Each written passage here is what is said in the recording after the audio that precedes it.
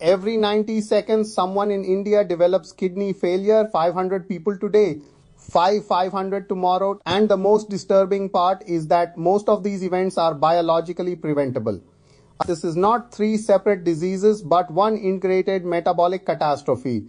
Type 2 diabetes, chronic kidney disease, and cardiovascular disease expressing themselves in three organs and silently subtracting 15-25 years from our patients' lives. Once we see it as a single cardio, kidney, metabolic syndrome rather than three silos, the epidemiology, the molecular mechanisms, and the outcome trials suddenly align into one coherent, actionable framework. Before entering that framework, my heartfelt thanks to Dr. Shahid, Dr. Anuj, and Prof. N.S. Verma for this invitation and for shaping a platform where nephrologists, cardiologists, and endocrinologists can finally talk about the same patient, not three different organs. The challenge before us is enormous, but for the first time, the toolkit is powerful enough that we can talk not just about slowing decline, but about bending the CKM curve at a population level. Globally, around 476 million people live with diabetes and more than 500 million with CKD stages 3-5 with dangerous overlap between these groups. In India, about 74 million adults have type 2 diabetes. This reservoir of insulin resistance and endothelial injury is driving an epidemic of premature myocardial infarction, stroke, and kidney failure decades before expected life expectancy. Clinically, this means roughly 200,000 new ESRD cases per year, about 500 Indians crossing into dialysis dependence every single day, and that is only what reaches the registry.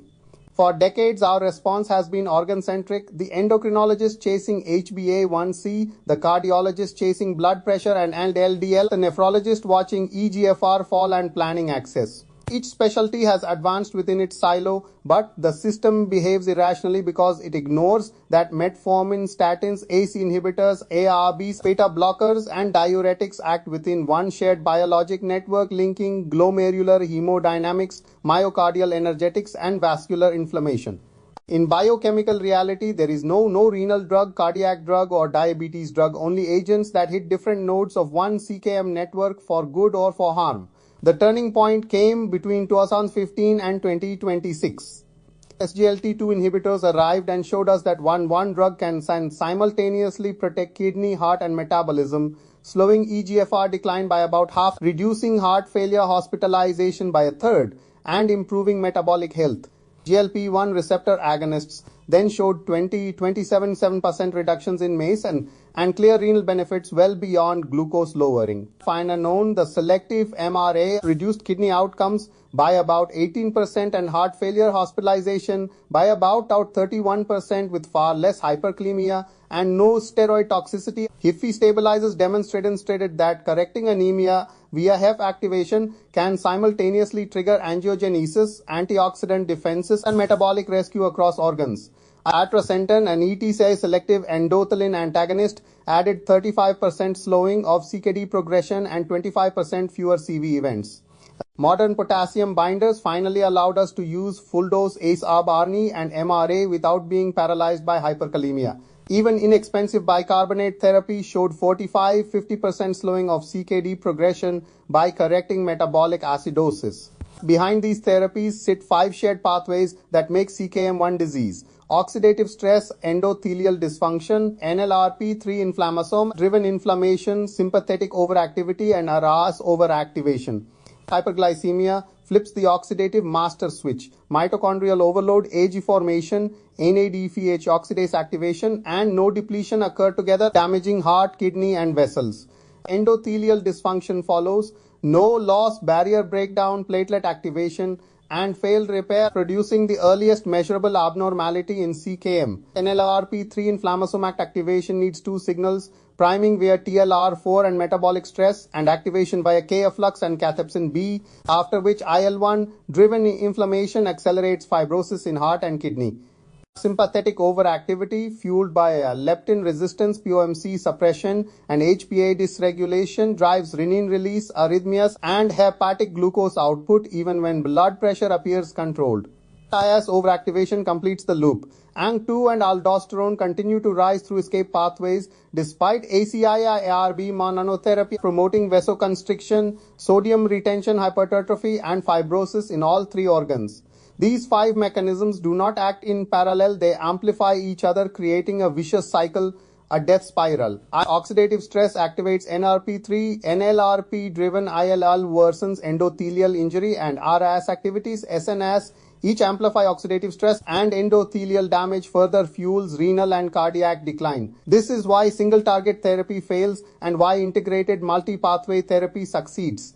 SGLT2 inhibitors address multiple pathways at once. They induce glycosuria and osmotic diuresis, restore tubuloglomerular feedback and normalize intraglomerular pressure, reduce tubular ATP demand and ROS, and damp NLRP3 and IL-1 mediated inflammation. GLP-1 receptor agonists deliver glucose lowering, weight reduction, blood pressure improvement, anti-inflammatory effects, and direct cardioprotective actions, explaining the consistent 20-27% MACE reductions across leader, sustained 6 amplitude and related trials.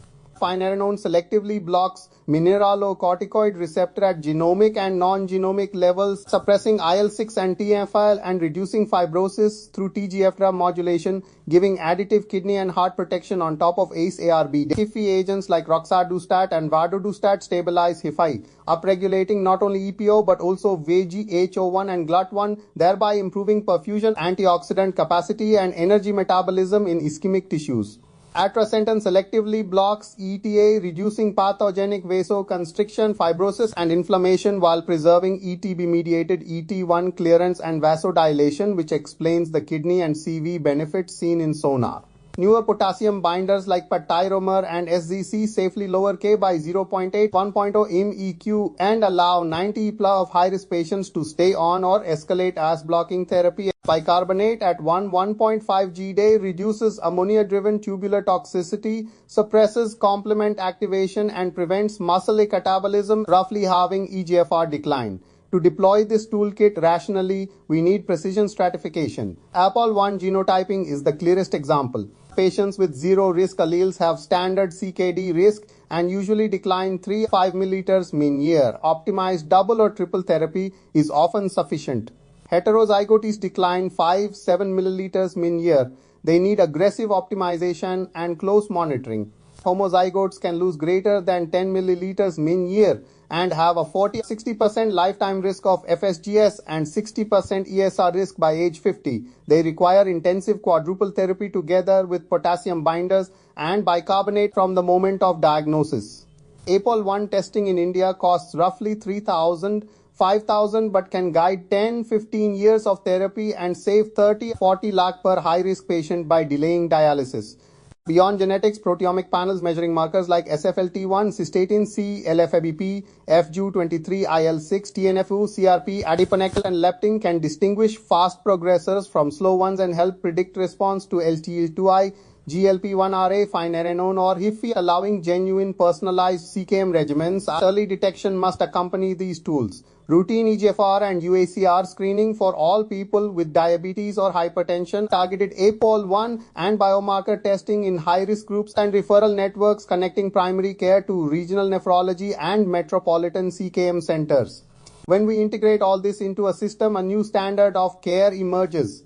Foundation therapy becomes ICIR-RD plus SGLT2 plus GP1-RA plus finerenone with early addition of atrasentan and bicarbonate in proteinuric or acidotic patients, HIFI where anemia and ischemia coexist, and potassium binders to unlock full-dose ISMR blockade. Instead of sequentially adding one drug every few years, as damage accumulates, we upfront deploy multipathway therapy in those with the highest risk profiles, using genetics and proteomics to decide how intense to be. Under such regimens, EGFR slopes flatten from 5 to 8 milliliters min year to 1 to 2. Heart failure hospitalizations drop by a third to a half, and ESRD can be delayed by 10-15 years or prevented entirely in many patients. But drugs and biomarkers alone cannot transform outcomes. Health systems and patients must change as well. At the system level, India can move toward a 3-tier CKM architecture. Tier 1 metropolitan CKM centers with full imaging, genetic and omics capability and multidisciplinary teams. Tier 2 regional clinics with simplified evidence-based protocols and telemedicine support, and Tier 3 primary care sites focused on screening, basic therapy, and referral. Economically, prevention is overwhelmingly superior. 1 year of dialysis costs roughly 4.6 lakh, while a year of generic SGLT2I, ARS blockade, and adjunctive agents costs a fraction of that, especially as prices fall with generic entry. Even when intensive therapy costs 1.5 lakh year, delaying dialysis by a decade yields 30-40 lakh in net savings per patient, aside from immeasurable gains in quality of life. At the patient level, education and shared decision-making are critical.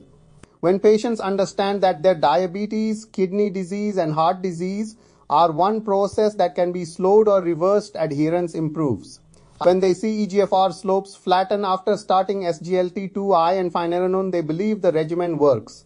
When families are engaged, pill organizers, phone reminders, and simplified once-daily regimens become tools for survival rather than burdens. When the time does come to discuss dialysis or transplant, those conversations happen early, with options clearly explained and aligned with patient values, rather than in the emergency room when crash dialysis is the only option. The vision for 2030, if this integrated CKM framework is adopted, is starkly different from today. ESRD incidence can be reduced by 50-60%, CV mortality by 40-50%, and CKD-free longevity extended by 10-15 years for millions. Instead of building ever more dialysis chairs, systems would invest in CKM clinics, biomarker labs, and telenephrology networks. Instead of celebrating slightly lower HbA1c or LDL in separate clinics, teams would track composite CKM endpoints, preserved eGFR, absence of heart failure admissions, freedom from dialysis or transplantation. The most uncomfortable but liberating realization is this: scientifically, we have largely solved the CKM progression problem. We know the pathways. We have effective agents for each: SGLT2I, GLP-1RA, finerenone, HIFI, atrasentan, RAAS blockers, beta blockers, potassium binders, bicarbonate, anti-inflammatories. We know how to stratify risk with APOL1 and emerging proteomics. We understand the economics and the health system models that make prevention affordable.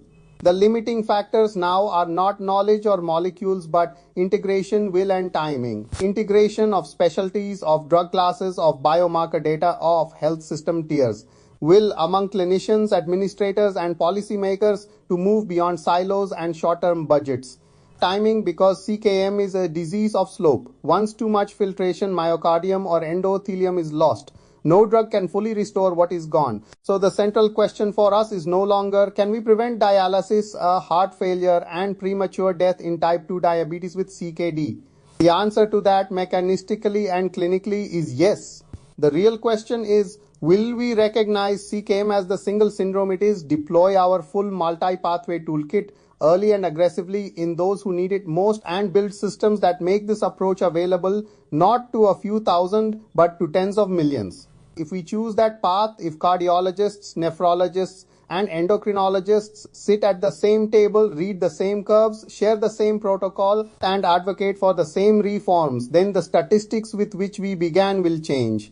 It will no longer be true that every 90 seconds someone in India crosses into kidney failure. It will be fewer, then fewer still. The curve will bend.